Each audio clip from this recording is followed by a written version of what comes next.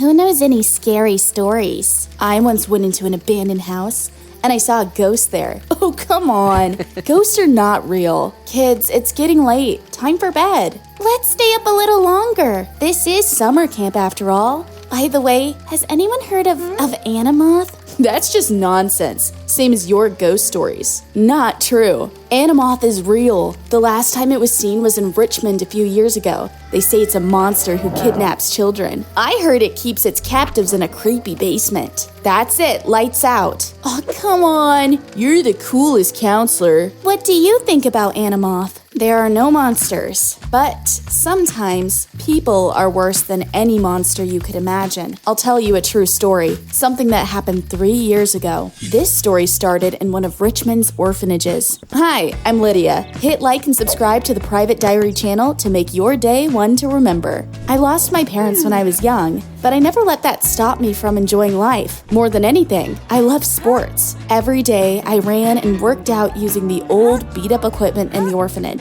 You stayed late again. Meet Mr. Andrews, the caretaker, and a genuinely good man. He treated me like his own granddaughter and would often vouch for me to the orphanage director. Your grades have really gone downhill because you're so obsessed with sports. But Lydia is training for the city marathon. If you don't win, I won't be giving you any special treatment anymore. Speaking of the marathon, it was a race. I was representing our orphanage, which had never won even once, so the stakes were high. Go, Lydia! You've got this! Everyone was cheering me on. I couldn't let them down, so I pushed hard right away. Victory was practically in my hands when, suddenly, I spotted a woman. She could barely stay on her feet, but nobody seemed to notice her. Are you okay? What's wrong? Are you feeling sick? I helped her to a bench and called an ambulance. Heat stroke. Good thing you called in time. Because of what happened, our orphanage ended up in last place. While I was helping the woman, another kid won the marathon. Don't worry, you did the right thing. You saved someone's life. The next morning, the director called me into his office. Great.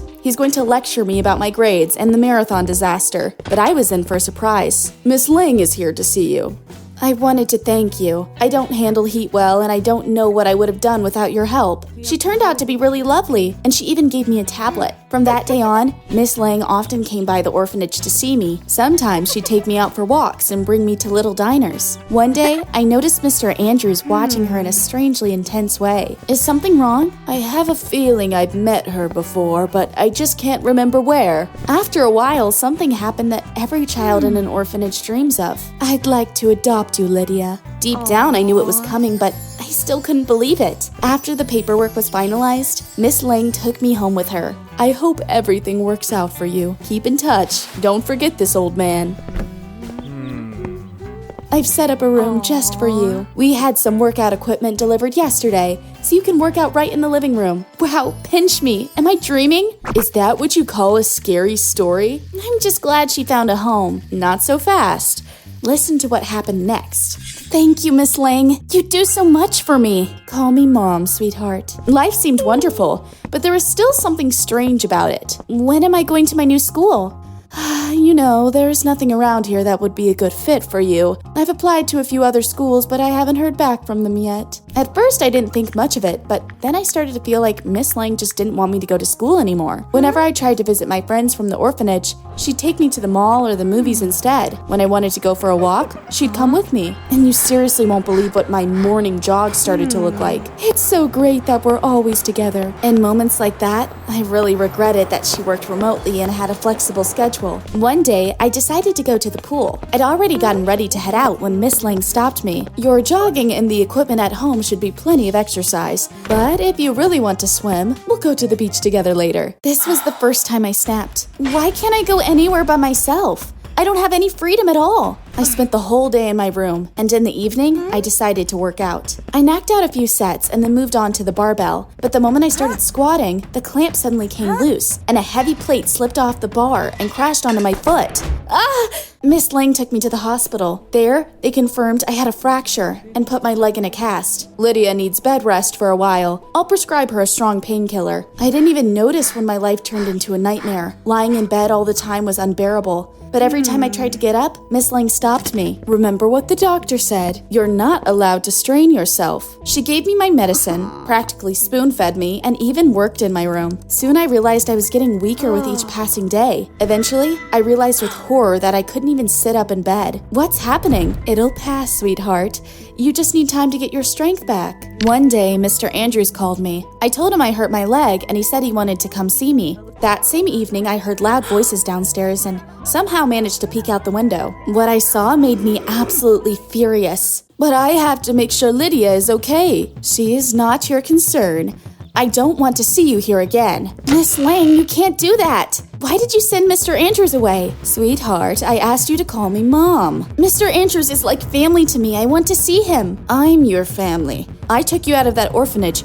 You owe me your love. I've never seen her that angry.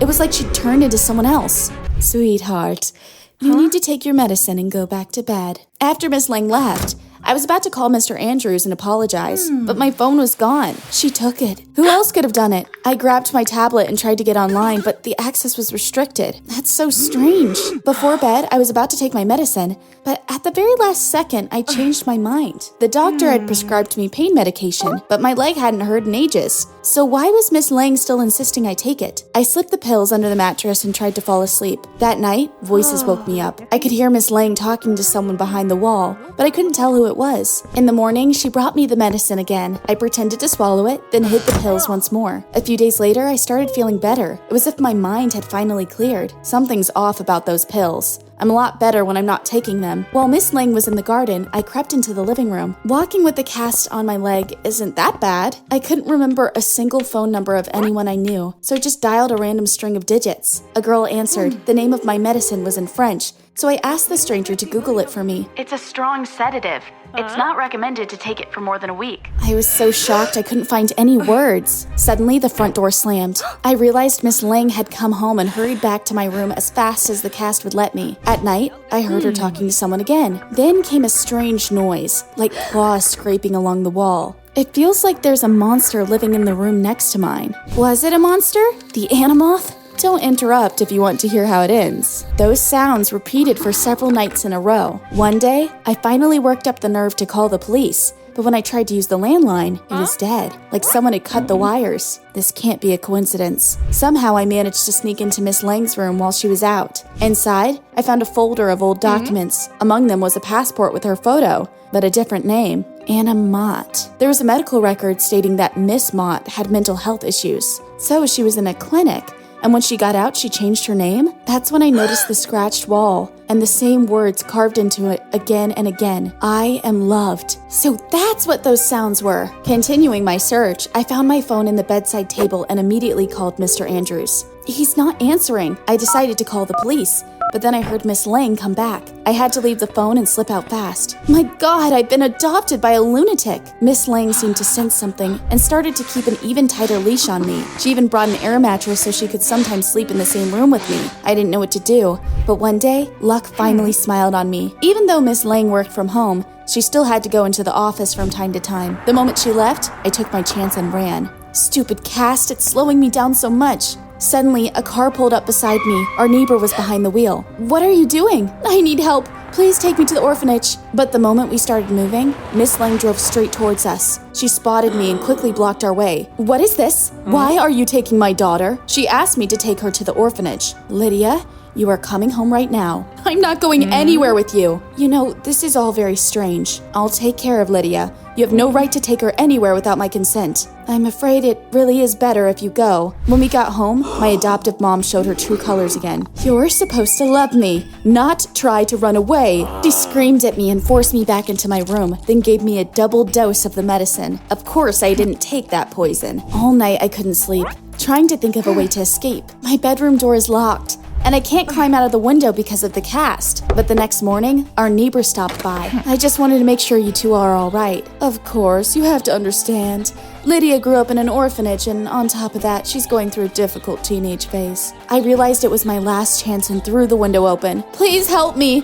Find Mr. Andrews. He works at the orphanage. You see, she broke her leg and she's taking pain medication. That affects her mental state too. When the neighbor left, my hopes vanished. Just a few minutes later, Miss Lang came into my room. Don't come any closer. You silly little girl. Why are you doing this? I love you, sweetheart. We'll always be together.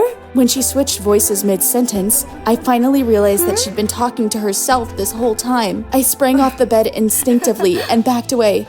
So, you're not taking your medicine, sweetheart. If you don't appreciate my care, I'll do this the hard way. She grabbed my arm and dragged me down to the basement. Listen, you're not well. You need help. No doctor will ever understand me. Why did you ruin everything? After I damaged the barbell, you were supposed to become my perfect daughter. You what? Well, I was trying to process that my injury hadn't been an accident. She started to tell me her story. My real name is Anna Mott. When I was little, my parents kept mistreating me, and eventually they sent me to an orphanage. But the other kids didn't accept me either. I was an outcast. I was placed in a lot of orphanages before they finally sent me to a clinic. It was hell. But after a long course of treatment, I started a new life.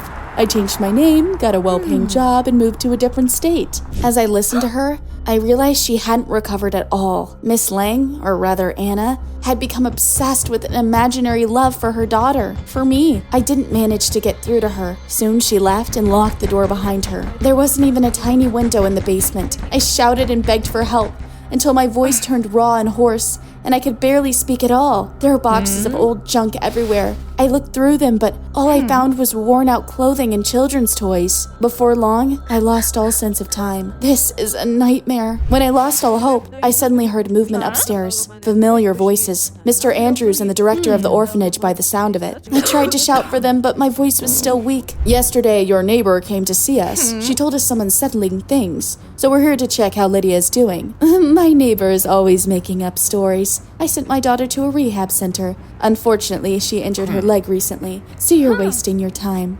That's a lie, I'm here! You know, I just remembered where I've seen you before. A long time ago, I worked at an orphanage in another state. There was a girl there, her name was Anna. Even as a child, she was aggressive, and eventually they sent her to a clinic.